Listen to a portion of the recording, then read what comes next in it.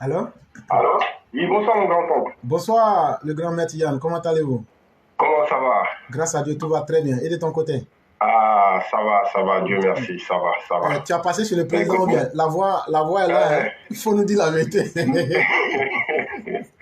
ah, le président, tu sais, même quand je passe pas chez lui, mais bon, il est en nous, il est dans notre esprit. Ça, c'est vrai. Et et mon grand-oncle, j'ai beaucoup, beaucoup aimé lorsque tu as dit le grand prêtre.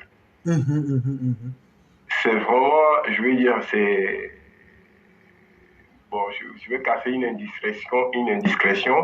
J'ai des proches à moi qui m'appellent parfois le grand maître.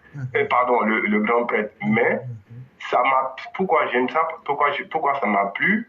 Parce que j'ai beaucoup d'affection pour nos frères congolais, surtout les Congolais du RDC, République démocratique de Congo. Et par rapport vraiment à ça, parce qu'eux, ils utilisent beaucoup ce nom, ce surnom-là pour désigner leurs grands hommes.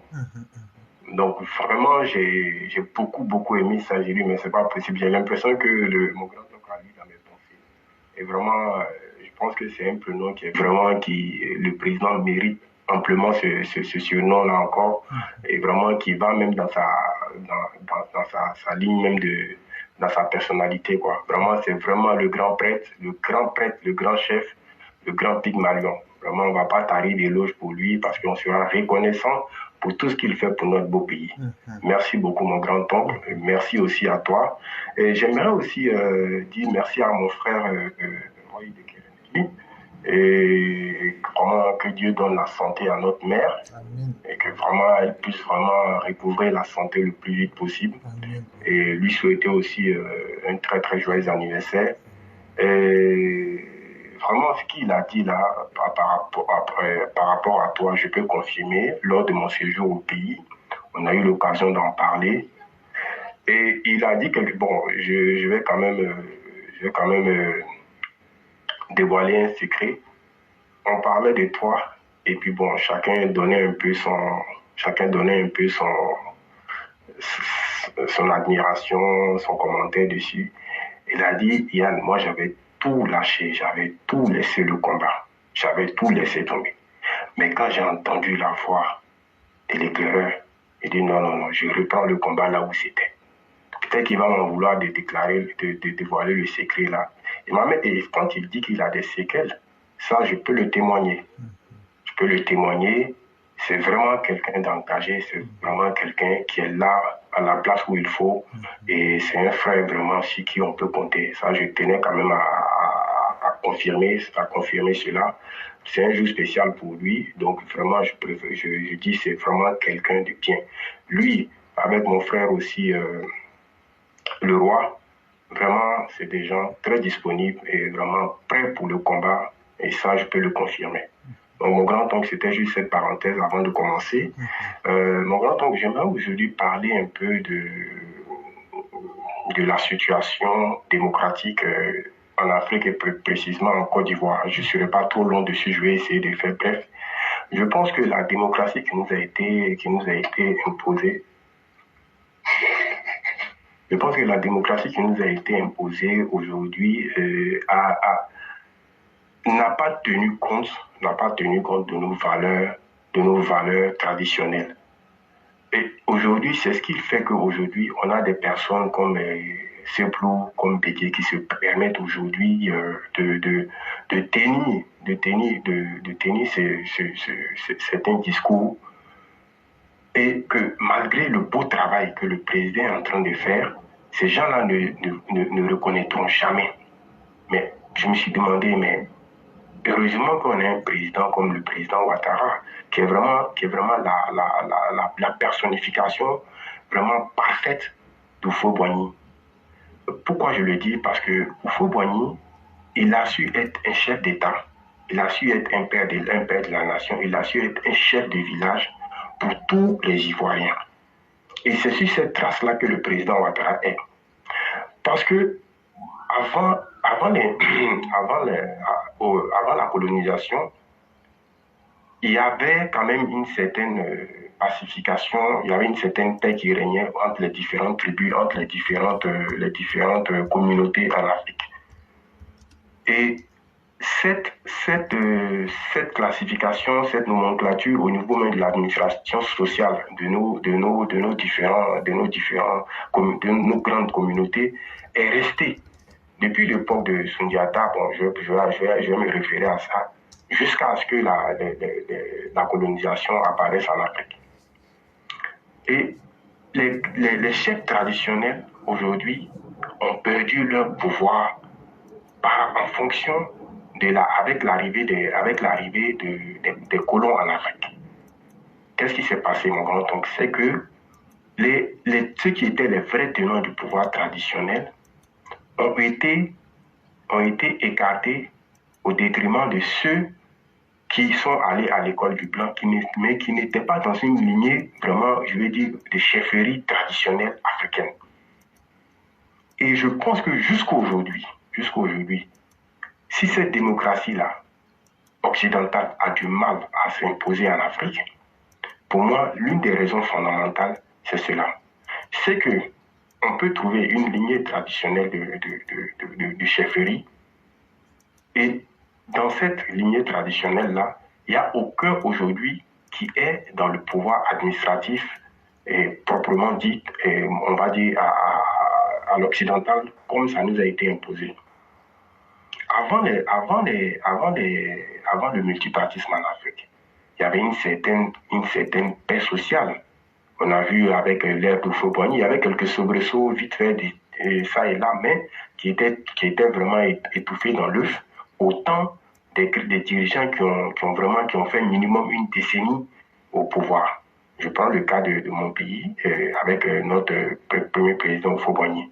Mais dès que, à la conférence de la Baule, a été décrété le multipartisme à travers le président français Mitterrand, ça, on a vu les chiens de garde, les soi-disant opposants qui sont venus croiser les 5 pieds gauche devant notre père de la nation, commencer à mettre la zizanie dans le pays. Et jusqu'à preuve de contraire, nous sommes encore dans cette situation-là.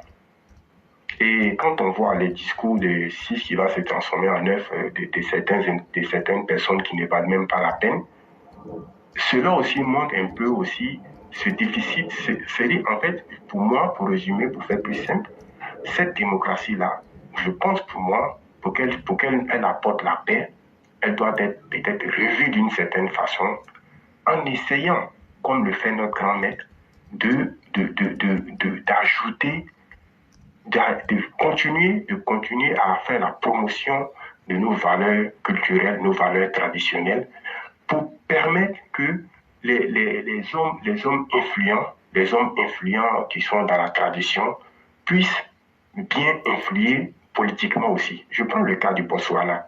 Le Botswana, c'est un pays que beaucoup de personnes ne connaissent pas, parce que c'est un pays qui est beaucoup cité en matière démocratique, en matière économique, généralement dans les rapports des institutions internationales. Mais c'est que le cas du Botswana, les Botswanais ont gardé la nomenclature traditionnelle. Ces chefs traditionnels-là sont devenus aujourd'hui des députés et ils ont toujours cette influence-là sur leur population traditionnelle, et en fait, ça a été une continuité. Et malheureusement aussi, c'est que ce que j'aimerais donner aussi comme remarque, c'est que le système colonial français a été un système d'assimilation qu'on a appelé le direct rule, par rapport au système anglo-saxon qui était l'indirect rule, c'est-à-dire qu'on venait juste, on gardait les structures sociales qui existaient dans les différentes communautés, et on essayait simplement de faire plutôt des affaires avec ces communautés-là. Mais la colonisation française a plutôt cherché à assimiler l'indigène noir, à faire de l'indigène noir un Français qui n'est pas un Français, qui n'est plus ce qu'il est, aussi, avec aussi le fait aussi d'utiliser aussi les intellectuels qui n'étaient pas forcément d'une lignée traditionnelle de coutumière ou de chefferie à leur administration coloniale. En gros, je veux dire, c'est aussi ça aussi peut-être qui explique. Sinon, moi, je ne comprends pas comment est-ce qu'aujourd'hui, une sommité comme le président, le grand prêtre, on peut chercher encore à ne pas apprécier son travail. Bon, c'est vrai qu'il y a beaucoup de mauvaises voix. Il y a aussi l'incapacité, aussi, il y a aussi le fantasme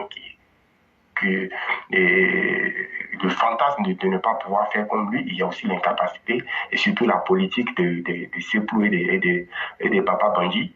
Bon, il y a ces deux situations-là qui font qu'aujourd'hui, la situation n'est pas assez pacifiée. Mais je pense que voilà pourquoi nous militons pour que le grand prêtre ait encore un autre mandat. Parce que ce genre de situation, c'est avec le temps que nous arrivons à vraiment à connaître et à comprendre l'efficacité de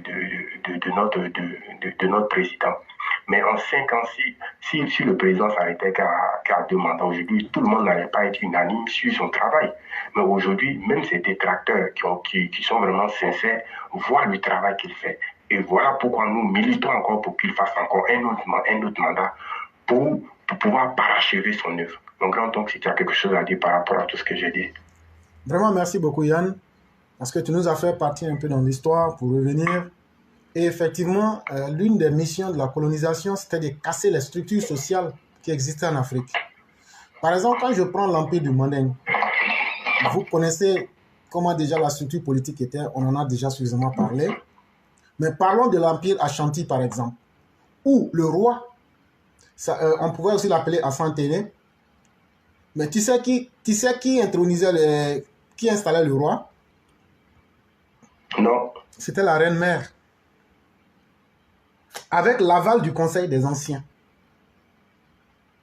Et cela, le peuple avait son mot à dire. Quand le souverain n'était pas à la hauteur, on pouvait le congédier. Ou s'il commettait des erreurs. Et donc, c'était pour vous dire déjà, cet exemple que je vous donne là, les gens ont pensé qu'on était dans un système, les Africains étaient dans un système sauvage, où c'est le plus violent qui prenait le pouvoir, alors que c'est faux. J'ai déjà expliqué largement l'Empire Manding, c'est pourquoi aujourd'hui j'ai pris l'Empire Ashanti pour vous expliquer. Mais quand tu regardes, tu vois déjà un mécanisme. Et dans ce mécanisme, tu retrouves ceux qui sont les gardiens, c'est-à-dire le Conseil des Anciens, mais tu retrouves le pouvoir de la souveraineté du peuple, qui peut décider qu'il n'aime plus son dirigeant, qui aura commis des erreurs ou des imperfections. Et donc, ce que je veux dire, et comme tu l'as déjà dit, si l'Occident avait pris le soin de tenir compte de nos réalités culturelles, elle n'aurait pas détruit ces structures-là, mais les aurait utilisées et les aurait renforcées. Malheureusement, le colon a imposé son dictat. On saute des 60, on se retrouve en 1990. Il faut que vous, Africains, vous fassiez la démocratie. Mais qu'est-ce qu'on nous demande de faire? Une démocratie à la sauce occidentale. Mais on oublie que, puisque nous voulons copier un modèle occidental, c'est comme un enfant. Après la naissance, il fallait qu'on grandisse. Avant de grandir, il fallait qu'on apprenne à marcher. Il fallait qu'on apprenne à pouvoir évoluer progressivement. On nous dit non, vous devez pouvoir suivre le modèle. Mais en voulant suivre ces modèles-là, ça nous a amené à des hommes fantoches comme les Laurent Gbagbo, qui s'estimeraient être les pères d'une certaine démocratie, mais qui n'ont rien de démocrates, qui sont même les antithèses même des démocraties. Et donc, effectivement, selon mon point de vue, pour que l'Afrique s'en sorte, il va falloir que, en regardant le passé et en voyant aujourd'hui l'état de l'Afrique, nous avons un avantage qui est concret. Il faut qu'on incite nos jeunes gens à s'intéresser à la politique. Et à s'intéresser à la politique pour comprendre ce que les hommes politiques font pour décider de leur avenir. Et donc, quand les gens seront suffisamment conscients de cette réalité, ils vont se dire, mais puisque c'est notre avenir, c'est de notre avenir qu'il est question, on va donc s'intéresser. Et lorsque les gens vont s'intéresser, les sages africains, les intellectuels africains doivent regarder les bons côtés de notre tradition. La démocratie, selon nous et selon moi personnellement, sera la conjonction du meilleur de l'Occident et du meilleur de l'Afrique qu'on va mettre ensemble. Ça veut dire ce qui est bon pour les Blancs, là, on prend. Ce qui était bon pour nous avant, là, on prend, on met ensemble. Pourquoi ne pas créer un conseil des anciens auprès du chef de l'État qui sera mis là, comme on l'a vu dans le modèle Ashanti. Et comme on le voit aussi dans le modèle aussi de l'Empire du Manding. Et ainsi de suite. Parce que derrière ce conseil d'anciens-là, il y a aussi, tu l'as bien dit, quand on parle du grand prêtre, ça va au-delà de ce que les gens pensent. Ça veut aussi dire le gardien de la tradition. C'est pourquoi, dans ce Congo-là, on l'appelle les Nganga. C'est très important. Maintenant, qu'est-ce que ces gardiens de la tradition font? Quand on parle du conseil des anciens, ce n'est pas parce qu'ils sont vieux. Non, c'est parce qu'ils sont la mémoire, le disque dur de nos sociétés. Mais c'est parce qu'eux aussi, c'est eux qui ont les secrets de notre société. Et souvent même les pouvoirs mystiques. Et donc, à travers tous ces facteurs-là, parce qu'aujourd'hui, qu'est-ce qui fait qu'il y a la corruption? Je ne dis pas qu'il n'y avait pas la corruption avant, mais je reviens à un modèle ancien où ceux qui venaient prendre le pouvoir, on leur dit, au nom de ta propre parole, il faut tenir un serment. On ne va pas rentrer dans tous les secrets, mais quand tu violais ces secrets-là, personne n'avait même besoin de te parler. Toi-même, tu sais ce que tu allais voir. Mais aujourd'hui, là, si les gens peuvent se permettre, ah, mais c'est la démocratie, hein, chacun fait ce qu'il veut, chacun dit ce qu'il veut. Mais Laurent Gbagbo va agir comme il veut pour tuer les gens. Il va mentir comme il veut. Et donc, en mettant un système qui soit une conjonction entre le meilleur de l'Occident et le meilleur de l'Afrique, dans nos traditions, c'est à cela qu'on va arriver à la démocratie véritable des Blancs. Parce que ce que les Blancs veulent nous imposer là, on voit les limites. On voit, et le système occidental même est aujourd'hui en train de voir lui-même ses propres limites. Est-ce qu'il est judicieux de suivre un modèle qui est en train d'aller vers sa fin? Ou bien est-ce qu'il faut essayer de s'adapter, surtout avec cette nouvelle classe de jeunes, en les impliquant davantage dans la politique pour comprendre que c'est leur existence qui est décidée et leur donner la possibilité de pouvoir évoluer rapidement. C'est ce que j'allais dire sur la question. Merci mon grand-oncle, je pense que c'est bien dit. C'est même très bien dit. Bon, moi je pense qu'aujourd'hui la démocratie à l'occidental, c'est une démocratie qui est plutôt au service du pouvoir financier et bancaire. Hein. Donc je vais dire que ça, pour m'arrêter là. Je ne vais pas trop rentrer dans les détails. Parce que souvent c'est un peu compliqué de pouvoir tout exposer comme ça. Effectivement. Mais voilà.